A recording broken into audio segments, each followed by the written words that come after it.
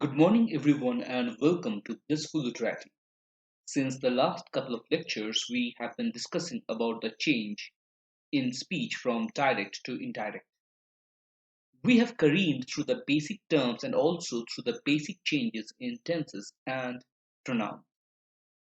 Now that we are about to become a veteran in this topic, we have come across another really important division, that is the change in narration of interrogative sentences. Before we begin, I would again suggest you to keep your notebooks and pen with you and don't hesitate to pause, rewind, and repeat to get the maximum out of this video. So let's begin with a brief recap. So if you remember the basic terms, while changing narration, we need to pay attention to something called reporting verb, reported speech, and obviously the direct speech and indirect speech, the basic components. If you remember, then direct speech is when we directly quote something, right? When we directly say verbatim, word by word, what somebody else has said, that is direct speech. And the reporting verb, if you remember, is the verb outside the quotation. As you can see in this sentence, he says, I am all right. Here is this verb says, which is outside the quotation mark. Now, this particular verb is called reporting verb, the verb which indicates what is being reported. So, reporting verb is the verb outside the quotation mark. And obviously, there is the reported speech, the main idea, the main thing, the main sentence which is being reported. So that is within the quotation. I am all right. This section we call the reported speech or reported speech. Now remember this verbatim, word by word, I am all right. When we say exactly these things, we call it direct speech or direct speech. Now suppose we have another sentence like he says that he is all right. It indicates the same thing. The only difference is we are not quoting the person directly, but we are changing what is said accordingly to suit our purpose. We are repeating his words in our own style. Okay, not exactly word by word, maintaining everything, putting everything within a quotation. So in this case, this is called indirect speech. So direct speech, when we directly quote somebody word by word, and indirect speech is when we change it or improvise it to suit ourselves. We report it in our own words. Now, if you remember that uh, when changing these sentences from direct to indirect speech, there are certain changes when we consider tense and when we consider the pronoun. Now, for tense, if you remember, for if the reporting verb is in present tense, then we don't change anything at all. But if the reporting verb is in past tense, then you must remember that everything becomes the equivalent past tense. However, there is some difficulty in pronoun change. So, suppose there is the first person and then there is the second person. So in that case, when the first person interacts with the second person, then there is no change in person. So the first person, when interacts with the second person, the first person is the speaker or reporter. When the first person is the speaker and the reporter, then there is no change in persons. When we write the reported speech or indirect speech, there is no change. But suppose if the second person is the speaker, then everything is reversed except third person. So third person remains as it is, but second person becomes first person and first person becomes second person when the speaker is second person. So remember, I repeat, if the speaker is second person, then first person becomes second person becomes first person, only third person remains unchanged. 1, 2, 2, 1, 3 remains 3. And if the speaker is in third person, then the first person becomes third person, and the second person becomes either the first person or the second person. It depends upon to whom this third person speaker is actually speaking, addressing. We even brought the concept of mirror to indicate first person, that whoever is there, first person always reflects that person. So at any rate, this was our previous part, and now we will come to the next part, which is the speech conversion of interrogative sentences. Now interrogative sentences are basically questions. When we ask questions, we give it a fancy name, we call it interrogative sentence. Now the nature of these questions are of two kinds. Have you submitted your homework? Yes, sir. No, sir. So you can see that one kind is uh, asking questions which can be answered with either yes or no. But if we ask, what is your name? What day is today? Then obviously these answers cannot come with yes or no, can not even begin with yes or no, right?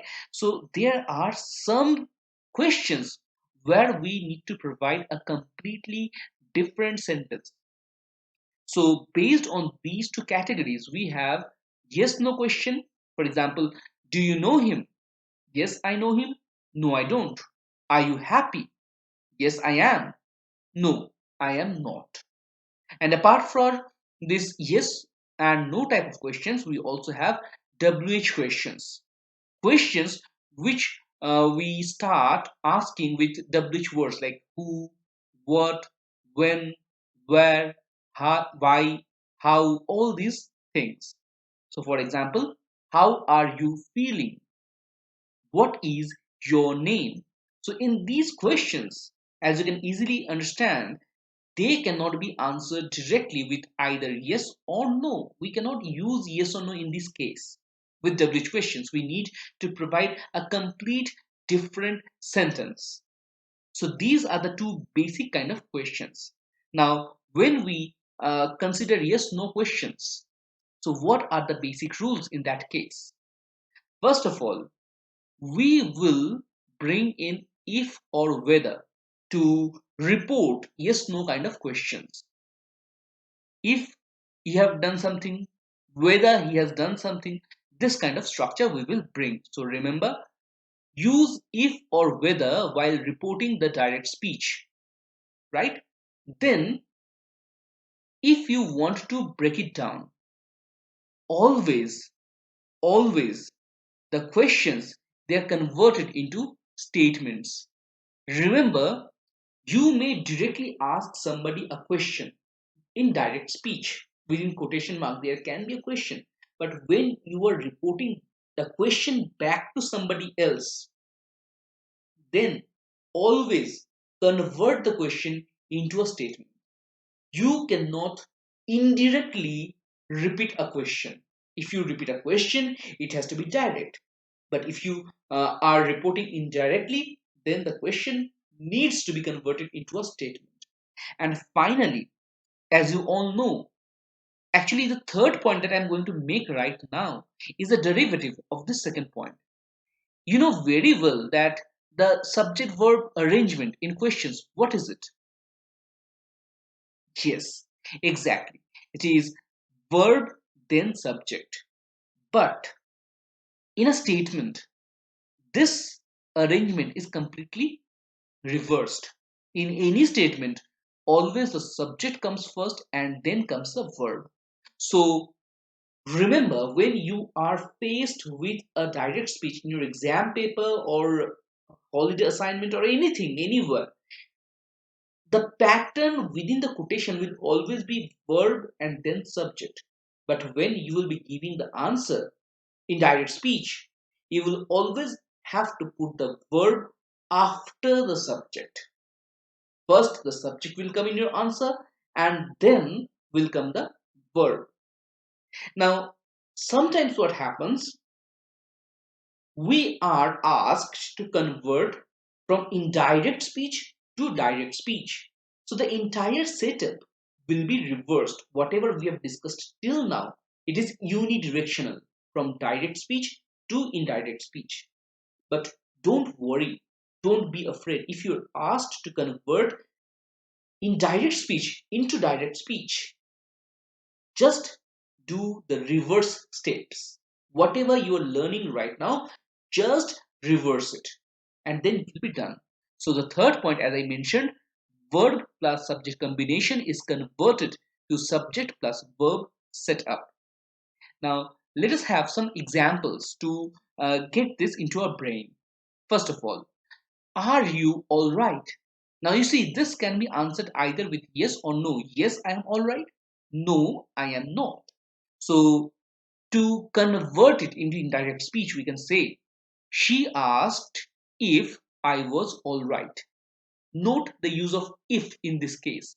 You can even say whether. She asked whether I was all right. Remember the tense change? Present tense becomes past tense. She asked. It is in past and therefore are becomes was. Remember this shift? This is known as back shift. And what back shift is, if you want to know, then please go and you know once again play the first part of this discussion session on narration. And right now we will move on to the next part where we have a sentence like, do you know me? Again, yes, I know you, or no, I don't. So similarly, we will have a similar kind of indirect speech. She asked or he asked, they asked even, because the speaker is not provided here. So whoever asked if or whether I knew her. So she asked if I knew her or whether I knew her. So again, you can see whenever we are coming across a sentence which asks question which can be answered with yes or no, we will always use if or whether. So two sentences we have got using if. Now let's have a third one. Are you happy? Yes, I am happy. No, I am not. So again, he asked whether I was happy. He asked whether I was happy. And then one last example in this part, for at least, Arjun said, have you received the mail? Yes, I have received. No, I have not. So again, yes, no question. And what? What are you going to use? Yes, we will use either if or whether. So Arjun asked whether I had received the mail. So again, one thing you are noticing that whenever we are coming across yes no kind of question, we are using if or whether. And the tense is always shifting to the past. And the changes in pronouns, they're all in front of you. So nothing to say there, right? Just one thing I would like to tell you, one thing for the advanced learners among you. We have just said that we can use both if and whether to convert, right, these interrogative sentences. What if I told you that there is a specific position where we use if and there is a specific position where we use whether? I know we have not done that, we have not spoken anything about it, and what's the point? They can be used anywhere and everywhere. But yes, uh, there are some fixed positions for these two kind of verbs. And why there is? To make the sentence sound even more proper. So where? Suppose you definitely know what the other person is going to answer. If he is going to answer yes, you know that already. If he is going to answer no, then even that you know already. So whenever the answer you know already, you just want to verify it, you use if. But if the answer is not known to you, if you don't know, whether they're happy or not, whether they've received the mail or not. You don't know that. So in that case, use whether. So when the answer, the probable answer is already known, we are only verifying it, we will use if. But in case we don't know the answer, we are not verifying but genuinely asking to learn about the answer, we are going to use whether. Now, let us have a very simple depiction of how this change takes place. So, first of all, we have a sentence. He said, "Are you enjoying the view?" Now, again, see, yes, I am enjoying the view, or no, I am not. So, yes or no question. And in this case, the reporting verb is said. So, we have the reporting verb in past tense. And where is the reported speech? Yes, the entire portion within quotation, that is the reported speech. Now, suppose if we are to convert this sentence into indirect speech, what are we going to do? So, before that, one thing we need to pay attention is the arrangement. Are you? Verb first are, and then the subject you. Are you enjoying the view? Now let us convert it into an indirect speech. So he asked if or whether, both we are taking as same. He asked if or whether I was enjoying the view.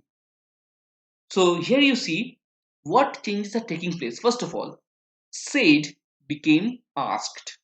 So in the question, in the direct speech, it will be said, it will be asked, it can be anything. But in the answer, when we are converting it into indirect speech, it must reflect the actual word. Since this is a question, are you enjoying the view? We are using a question verb asked. And you see the quotation mark, when we are removing the quotation mark from um, a yes no kind of a direct speech, we use if or whether in place of are. If or whether. And then what happens? Then we have the combination reversed, subject plus verb. So when we are doing interrogative sentences, we make it verb plus subject. But when we are converting it into a statement, we get subject plus verb. So these are the basic ideas of questions which are of yes and no kind. But there are also some questions which we cannot answer with simple yes or no. We need to provide something more concrete. So what about those kind of sentences? Again, let's first have a look at the basic rules. So first of all, keep the WH word while reporting the direct speech. You see, when we were doing indirect speech, the head word of a sentence, the question verb, are, have, those things, we were not repeating them in the same position. We were shifting it, we were making it subject plus verb. But in this case, WH questions, we will retain the WH word. If it is what, we will keep what. If it is why, we will keep why. Where, like that. So on and so forth. So we will not remove it. The WH word will be there. And the remaining parts are again the same. The questions, they're all converted into statements. Remember, do not keep a statement in the do not keep an interrogative sentence in an indirect sentence, because all interrogative sentences in the indirect are converted into statements. So there is that. And finally, again, a very common and well known rule, that the verb plus subject combination is converted into subject plus verb set up. So the basic idea is to convert the questions into statements when we are doing change from direct to indirect, and then convert the subject verb arrangement. In interrogative sentence, it is verb plus subject. In statement and indirect sentence, it becomes subject plus verb. So let's now move on to some examples of WH words. So first of all, we have a very simple sentence. What is your name? Now it is a very simple sentence. You meet somebody and the person asks for your name. What is your name, child? So in that case, you say, he asked me what my name was. Now note very carefully what was there in the uh, reported speech, what was there in the question. So in the answer we keep what as it is, but the verb plus subject combination is verb then subject. Your name is completely reversed. My name comes first and then, due to the tense change, was. What my name was, subject plus verb arrangement. It may be confusing, so let's have another example to understand this rule. How are you? Again, I'm fine, I'm good, I'm not so good, but you cannot answer it with yes or no. Yes. How are you? Yes, I'm fine. Why is this yes coming from? I am fine is perfectly all right. So, how are you? She asked how I was. Again, we retain the WH word how, and verb plus subject are you becomes subject plus verb I was. Moving on to the next part, you said where you is your ride. You said where is your ride. So again, my ride is here, my ride is there, my ride is coming. Whatever your answer, it cannot be answered with simple yes or no. So definitely we will keep the WH word. Let's see what we do.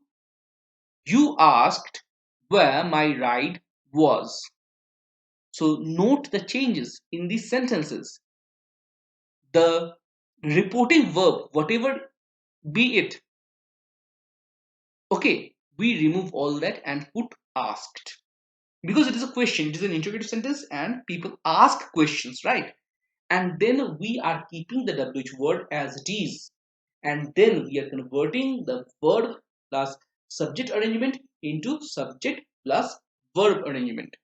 Let's have one last example. She said, when are we leaving?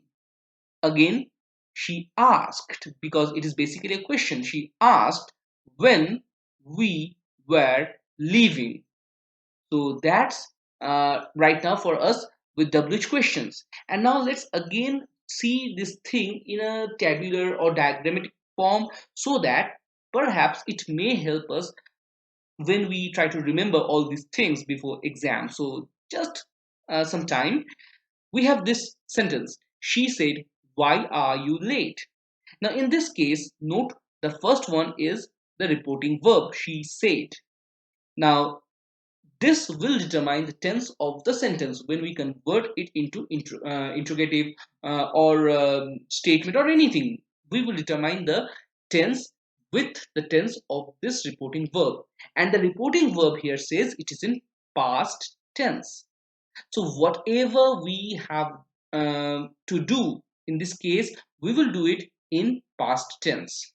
Everything will become past. So that is reporting verb. And as you already know, the section which is inside the quotation is reported speech. And obviously, are you late? Are and then you late. It is basically verb plus subject combination. First the verb comes and then comes the subject. But if we convert it, it will become she asked question why I was late, right? And see what is happening. What are the changes? Again, said becomes asked because obviously, as I just told you, it is very we have to be very clear when we are converting direct speech into indirect. The reporting verb, whatever it is in the direct speech, will be converted into something else depending on the nature of the sentence. It can be asked in case of interrogative sentences, and if you're doing imperative sentences, you will see we can make it requested, ordered, advised, entreated, so many things. But right now, let's focus on just interrogatives. So, said becomes asked. And why the WH word? Unlike yes no kind of questions, we retain the WH word. Why stays. It is retained. But are you late? Verb plus subject combination. We convert it. Reverse it we. I was late.